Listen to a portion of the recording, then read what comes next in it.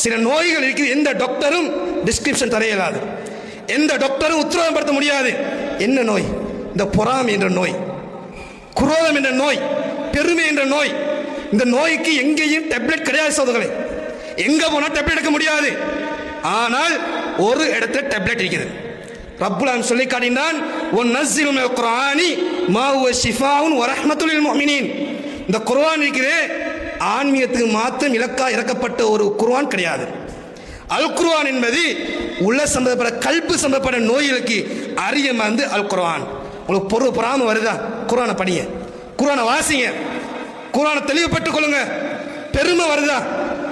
நான் படிச்சு 9 எடுத்துட்டேன், அடுத்து 5 எடுத்தாலும் அவனை பார்த்து ஒரு இழிவா பேசுறது, நான் நல்லா படிச்சு கெட்டிக்காரன் ஒரு கர்வம் ஏற்படுறது, இந்த நோய்கள் வருதா?